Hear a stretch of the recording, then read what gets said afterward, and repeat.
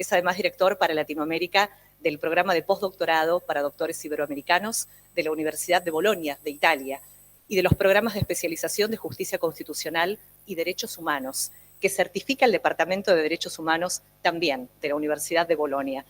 Damos inicio así a la conferencia inaugural que abordará uno de los pilares fundamentales en la protección y promoción de los derechos humanos en la región. Hablamos del sistema interamericano. Cuando guste, doctora Maya. Bueno, buenas tardes para todas, para todos. Por supuesto, primero se impone en este Congreso Internacional de Derecho Penal y Criminología un especial agradecimiento y una sincera felicitaciones a la Universidad Nacional del Oeste, en la figura de su rector, doctor Roberto Gallo, de su vicerrector, Gustavo Sos, de su decano, justamente, el doctor Gustavo Menéndez, y por supuesto de quienes han académicamente dirigido y organizado este evento maravilloso con más de 250 personas a la distancia conectadas, que es mi querido amigo el doctor Ricardo Basílico, allá está, por supuesto Jorge Buenpadre, que nos conocemos hace muchísimos años, gran jurista, y por supuesto querido Javier Mediani, también un querido amigo jurista. Así que muchísimas gracias a todos y no puedo olvidarme de Lucía Colombo, por supuesto que allí se está yendo, siempre tan eficiente en la organización de eventos de la universidad. Y la verdad que como primera medida uno dice en un Congreso Internacional de Derecho Penal y Criminología, ¿qué va a decir un constitucionalista?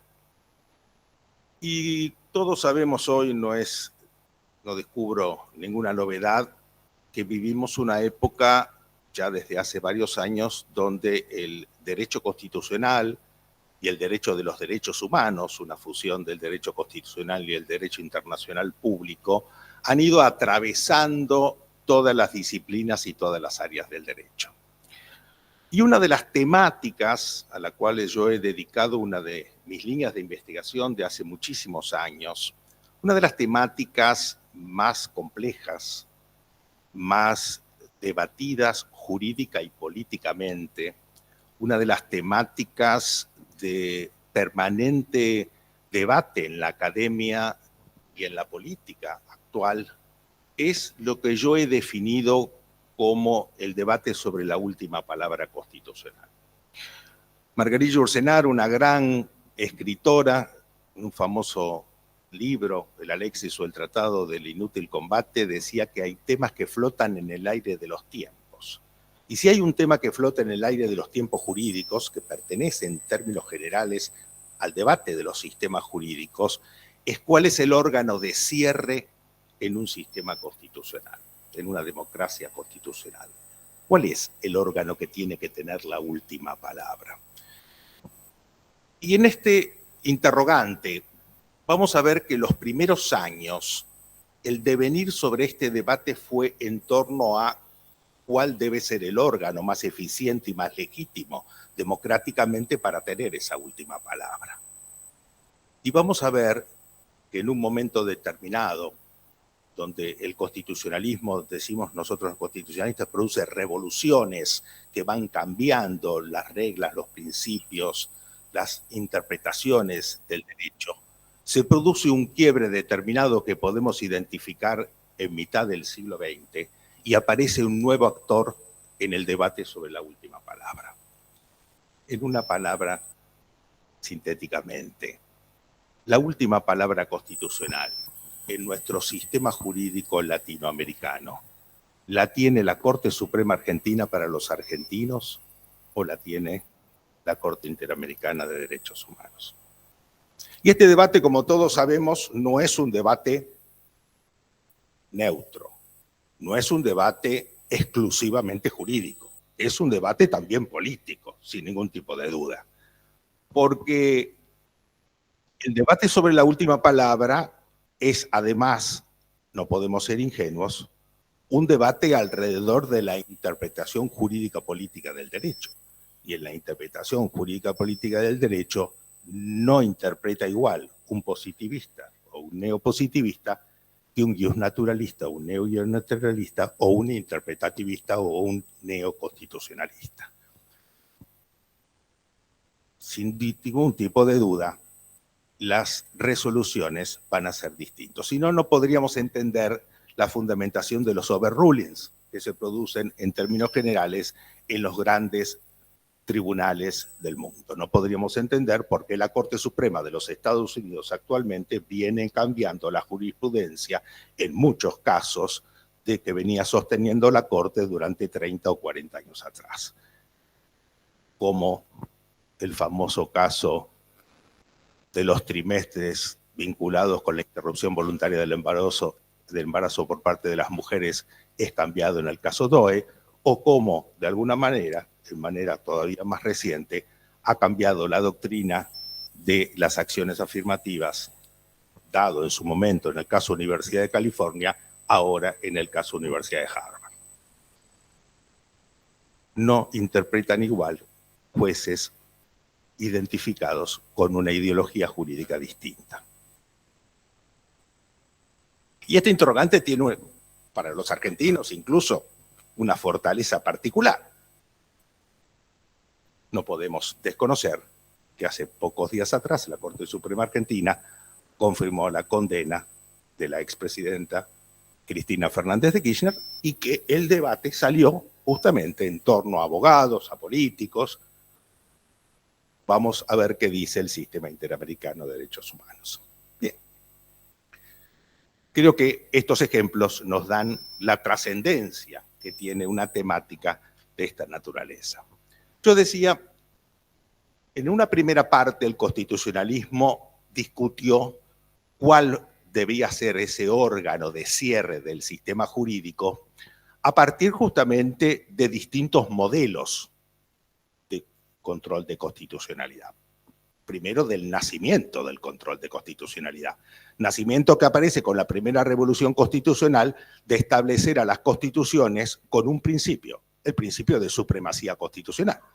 Si la Constitución es suprema, ¿qué herramienta tengo para garantizar esa supremacía?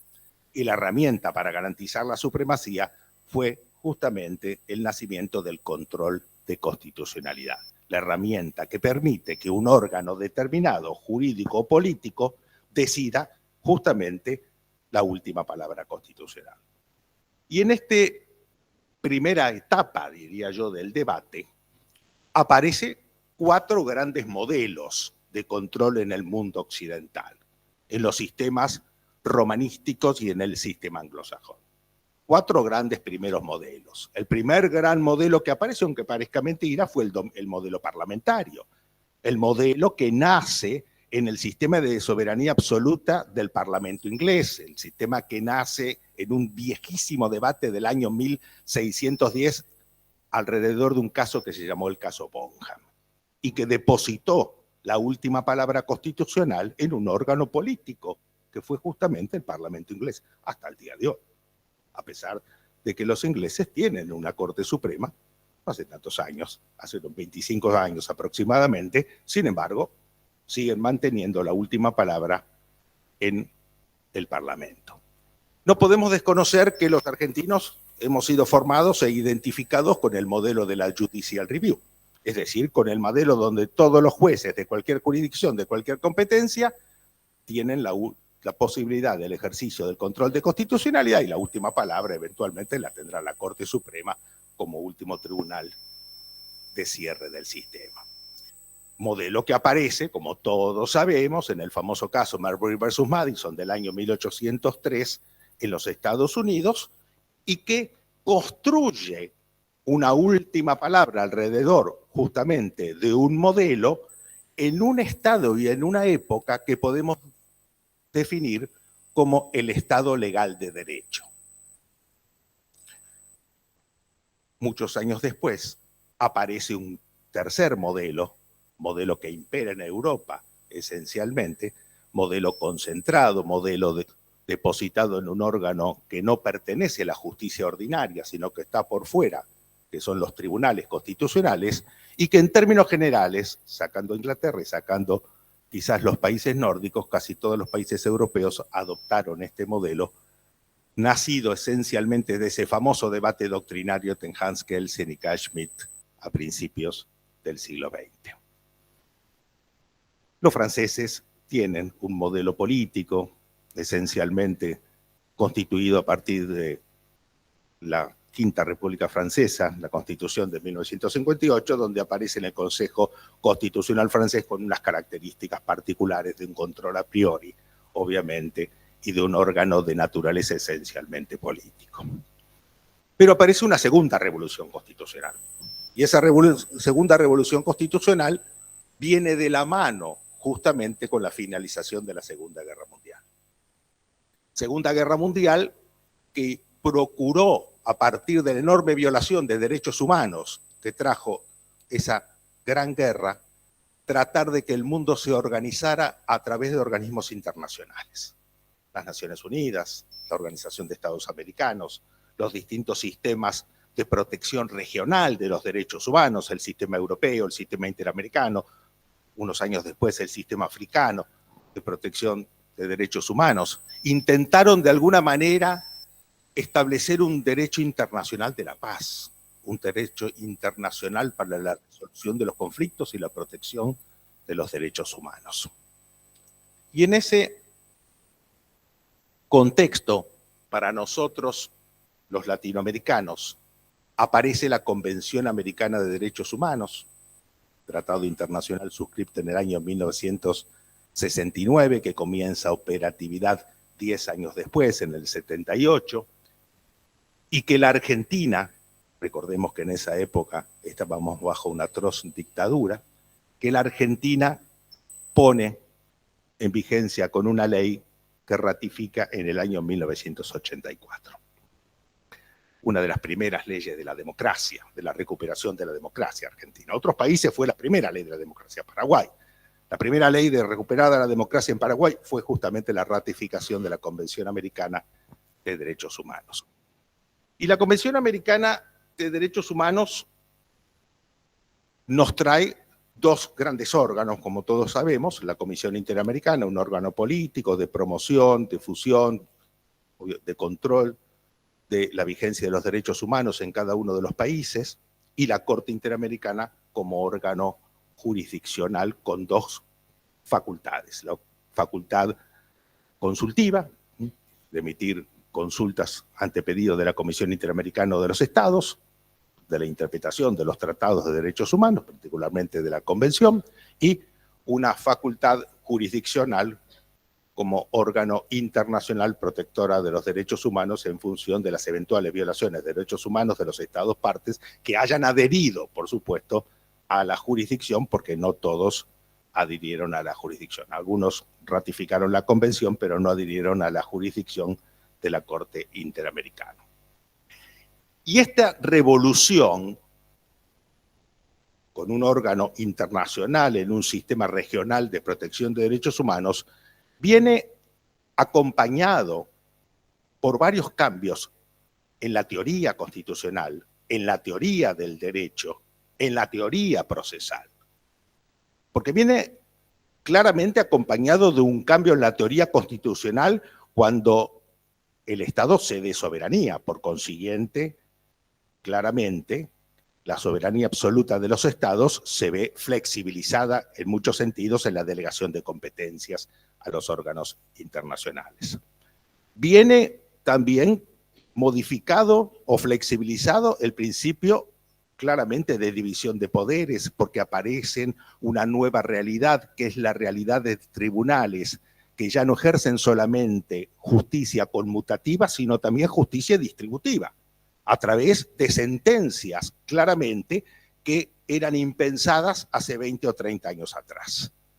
Sentencias de los tribunales, voy a hacer simplemente referencia a otro fallo de la Corte Suprema de Justicia Argentina de fines del año pasado, el caso Levinas, en el cual la Corte Suprema de Justicia crea un recurso en distinta jurisdicción para decidir que los recursos extraordinarios federales, los REF presentados ante las cámaras nacionales civil, comercial, penal, con sede en la ciudad de Buenos Aires, ya no van directamente después a la Corte Suprema, sino deben pasar previamente por el Tribunal Superior de la Ciudad de Buenos Aires.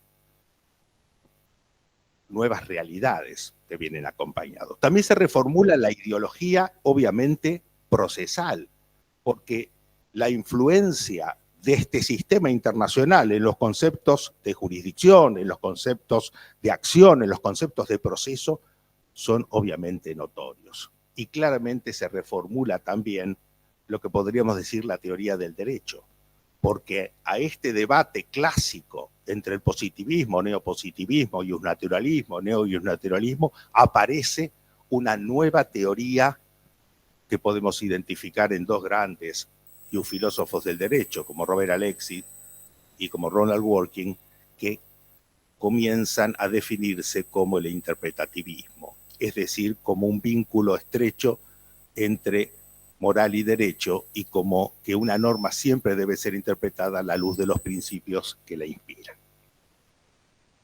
En este contexto,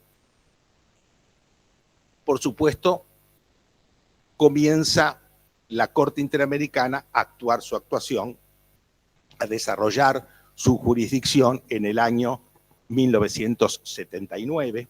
Llevamos más de 25 años de ejercicio de la jurisdicción de la Corte Interamericana, y yo creo que la enorme tarea de la Corte, la exitosa tarea en muchos ámbitos de la Corte Interamericana en pos, obviamente, de la garantía y la protección de los derechos humanos, de la enorme cantidad de vidas que muchas veces ha salvado también, en una lectura lo más objetiva posible de un académico, de un investigador, no apartado, por supuesto, de mis principios y mi ideología constitucional, tiene sus luces y tiene sus sombras. Yo creo que la Corte Interamericana de Derechos Humanos irrumpe los primeros años de su jurisdicción con, obviamente, la necesidad de protección de los derechos humanos más básicos en torno a la situación de Latinoamérica sobre democracias inestables en ese momento. Fíjense que comienza su actuación en el año 1978. Casi toda la región estaba gobernada por gobiernos de facto. Por consiguiente, la primera tarea es una tarea enorme, es una tarea donde la Corte Interamericana construye el principio pro homine, donde la Corte Interamericana comienza a construir su doctrina sobre delitos de lesa humanidad, donde la Corte Interamericana comienza a trabajar esa garantía constitucional por excelencia que es el proceso, el debido proceso del artículo 18 de la Constitución Argentina y del artículo 8.1 y 8.2 de la Convención Americana de Derechos Humanos, donde la Corte Interamericana paulatinamente, principalmente en un caso que se llamó Tribunal Constitucional del Perú, contra Perú justamente, que tenemos distinguidos catedráticos peruanos, extiende las garantías del proceso judicial también a otro tipo de procesos. Por ejemplo, el proceso parlamentario, el proceso de juicio político, los procesos administrativos, es decir, comienza a exigir garantías del debido proceso para todo tipo de proceso de lo cual pueda derivarse una sanción hacia una persona. Sin ningún tipo de duda, esta primera etapa, que dura muchos años, por supuesto, ¿no es cierto?, es una etapa de luces en la jurisprudencia de la Corte Interamericana de Derechos Humanos. Pero hace unos años atrás, la Corte comienza una segunda etapa. Y es una segunda etapa que probable que muchos de los que estén aquí no estén de acuerdo conmigo, pero me parece que es una etapa de claroscuros. No la voy a definir como una sombra. Voy a dejar otras cosas para las sombras, pero la voy a definir como un claroscuro, que es el desarrollo, la creación jurisprudencial, pretoriana, y desarrollo de la doctrina del control de convencionalidad. ¿Por qué digo que, primero, recordemos sintéticamente qué es la doctrina del control de convencionalidad, ¿cierto? nace en un voto concurrente de un expresidente de la Corte Interamericana de Derechos Humanos, Sergio García Ramírez, querido maestro del derecho procesal penal, justamente, además presidente de la Corte Suprema de México, y fue presidente de la Corte Interamericana, y del cual tuve el gusto y el honor hasta su fallecimiento hace aproximadamente 2 años de participar con él, de disfrutar de su amistad. En un voto concurrente, García Ramírez dice, porque al fin y al cabo en este sistema que estamos creando, los jueces de los países que han adherido al sistema interamericano deben ser los jueces protectores justamente de la Convención Americana y deben ejercer dentro de sus respectivas reglas y competencias una especie de control de convencionalidad como ejercen control de constitucionalidad en sus respectivos países. Y este voto, esta opinión aislada en este voto concurrente aparece rápidamente tomada en el Pleno de la Corte Interamericana en un caso llamado Almonacid Arellano con Chile del año 2006, en el cual la Corte Interamericana ya hace propio en el Pleno esta opinión de García Ramírez. Y 6 meses después, en el caso Trabajadores Cesados del Perú, contra Perú, la Corte Interamericana ya comienza a delinear esta doctrina del control de creación pretoriana, no está en la Convención Americana ni ningún otro tratado de derechos humanos, comienza a delinearla diciendo que esto corresponde ser ejercido por los jueces de oficio y, por supuesto, dentro de las respectivas reglas procesales y competencias. Y así comienza a avanzar en esta doctrina, llevándola directamente a imponerla como obligación a todos los órganos públicos de un país. No solamente los jueces, sino cualquier organismo público debe ejercer este control de convencionalidad dentro de sus respectivas competencias.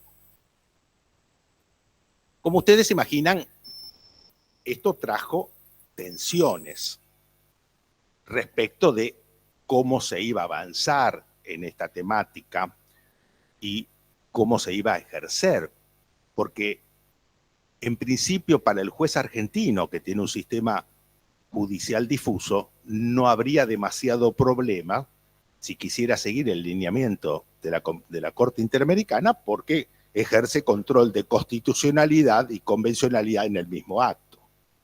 Yo siempre digo, hablamos de control de convencionalidad de acuerdo a la creación de la Corte Interamericana solamente por una cuestión pedagógica, porque para el juez argentino es control de constitucionalidad. ¿Por qué es control de constitucionalidad? Por la Convención Americana de Derechos Humanos integra la Constitución a partir de la reforma de 1994, 75, inciso 22. Por lo tanto, ejerce control de constitucionalidad, en la cual los tratados de derechos humanos tienen jerarquía constitucional y la interpretación de esos tratados, particularmente de la Convención Americana por parte de la Corte Interamericana, último intérprete de la Convención, es un parámetro de seguimiento imprescindible en la interpretación.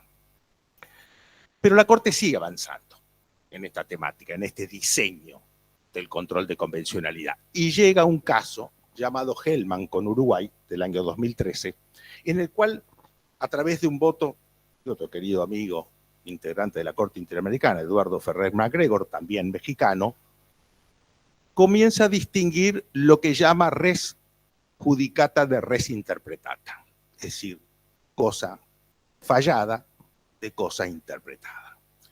Y comienza a decir que, si bien es cierto que los fallos son obligatorios para los estados en los cuales fueron parte, artículo 68 de la Convención Americana de Derechos Humanos, los estados se comprometen a cumplir las sentencias en las cuales fueron parte, también son obligatorias las ratio decidendi, los estándares, luego va a llamar estándares, los estándares jurisprudenciales que va creando. Es decir, va creando una doctrina de precedente obligatorio, una doctrina stare decisis, de alguna manera, similar al sistema anglosajón.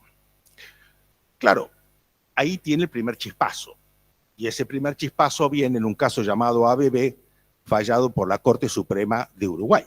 en la cual la Corte Suprema de Uruguay le dice a la Corte Interamericana, intenta dialogar con la Corte Interamericana y le dice, bueno, explíqueme de dónde surge esto, dónde surge esta facultad de que sus precedentes sean obligatorios para nosotros. Lo que sí es obligatorio es un fallo contra nosotros, pero no un precedente. Por consiguiente, aparece entonces una tercera etapa en la jurisprudencia de la Corte. Y esa tercera etapa en la jurisprudencia de la Corte ya se da en estos últimos años.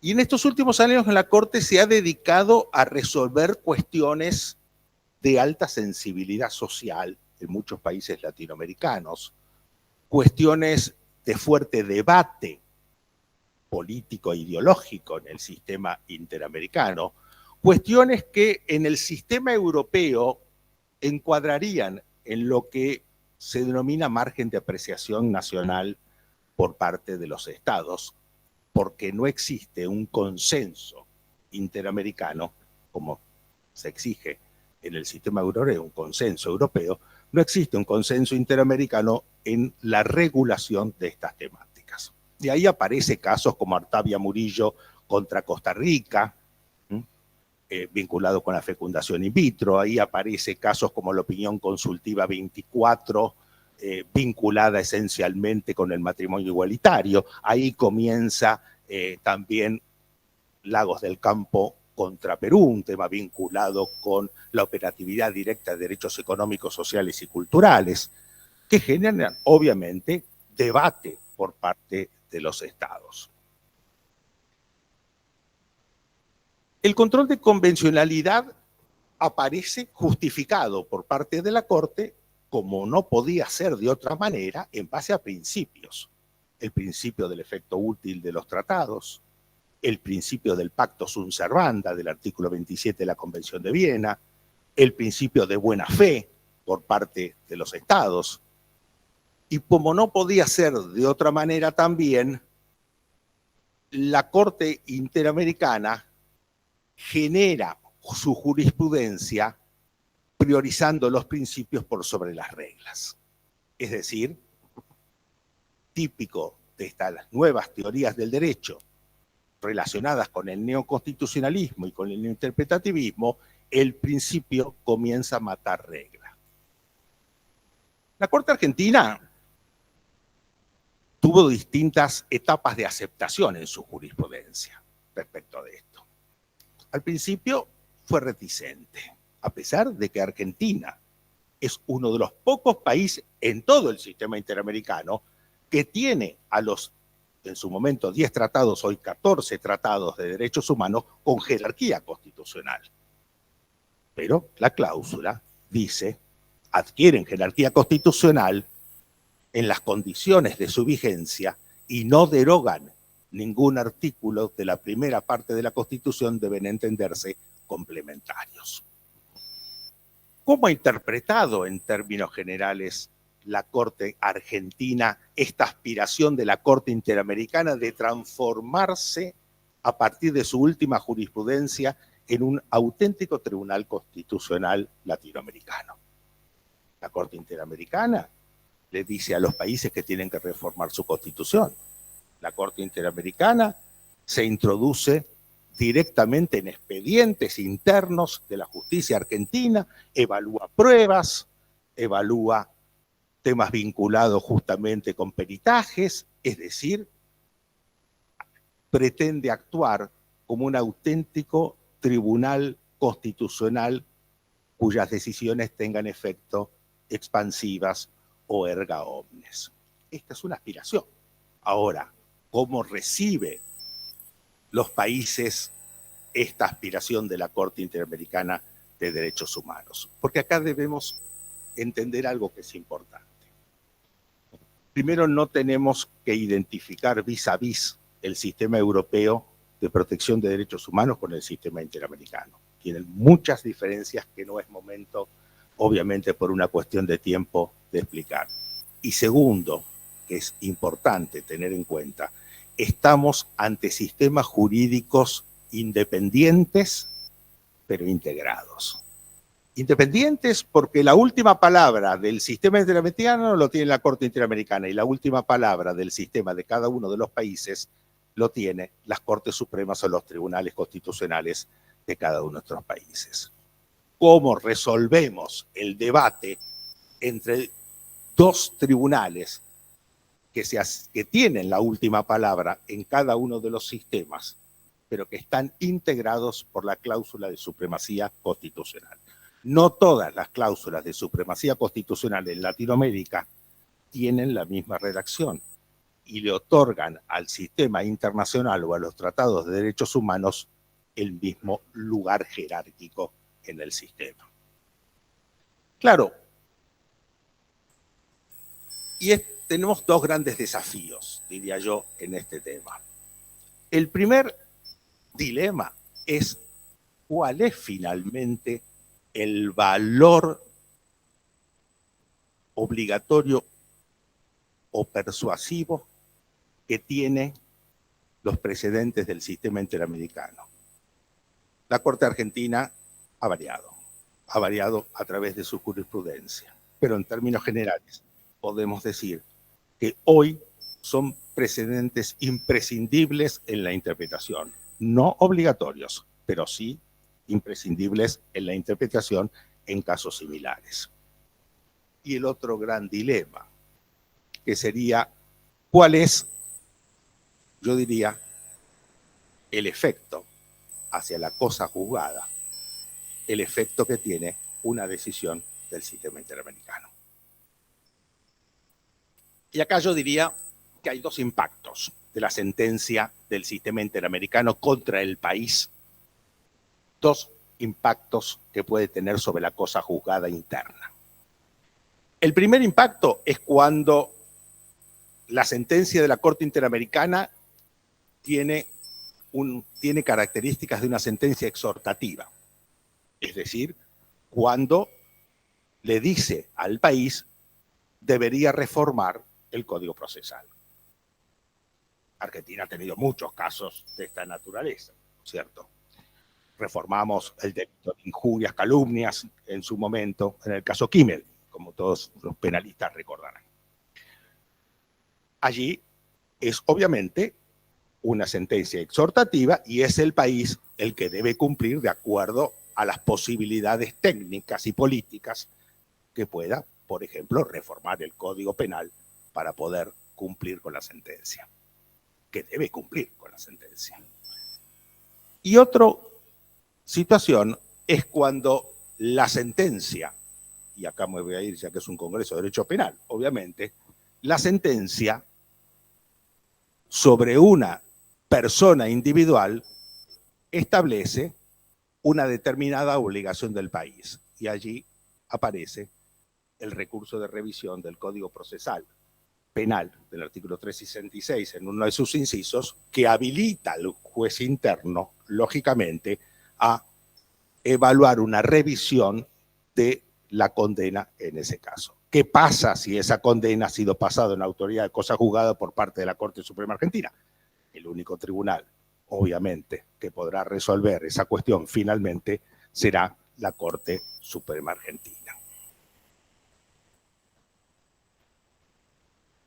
Esta temática, termino, ha generado lo que en Europa se llama doctrina de los contralímites. La doctrina de los contralímites está creado principalmente en la doctrina de la Corte Constitucional Italiana, en la década del 60, pero ha sido adoptado tanto por el Tribunal Federal Alemán, Tribunal Constitucional Español, ¿no es cierto? Contralímites, así como el derecho internacional es un límite a los derechos nacionales, cuando los derechos nacionales pueden establecer un contralímite a las decisiones de los derechos, justamente, del derecho internacional. Y quiero traer 3 o 4 casos, nada más nombrarlos, por una cuestión de tiempo. Este quizás activismo de muy buena intención de la Corte Interamericana ha traído contralímites en el sistema interamericano. Argentina, en el caso Fontevecchio, todos los argentinos lo conocen perfectamente.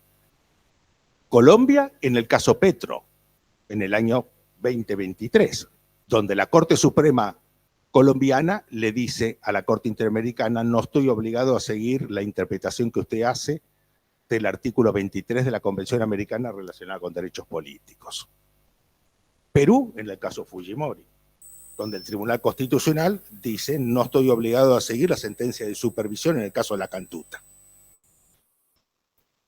Y recientemente, Guatemala, donde la Corte Constitucional de Guatemala deja sin efecto un decreto por el cual el presidente de Guatemala había retirado la reserva hecha al artículo 27 de la Convención de Viena, por el cual los estados no pueden invocar el derecho interno para incumplir el derecho internacional. Lo dejó sin efecto.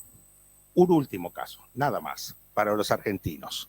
Hace 2 días, la Corte Suprema Argentina acaba de sacar un fallo, el caso, ya les digo, el caso Ilars, acaba de sacar un fallo donde deja sin efecto las decisiones de distintos tribunales de la provincia de Entre Ríos, principalmente, obviamente, del Superior Tribunal de Entre Ríos, en resguardo del principio de legalidad penal, en resguardo de la no irretroactividad de la ley penal y descalificando duramente al tribunal porque había establecido la imprescriptibilidad de los delitos sexuales cuando esto no se deriva, lógicamente, del Tratado de Roma. Es decir, habían creado una nueva figura declarando imprescriptible este tipo de delitos. Vale la pena leer porque me parece que esa es la línea que está sosteniendo esta composición de la Corte, al menos hasta que se la modifique o se la amplíe o se la complemente, respecto de esta temática sobre la última palabra constitucional y sobre el valor del sistema interamericano de derechos humanos en el derecho interno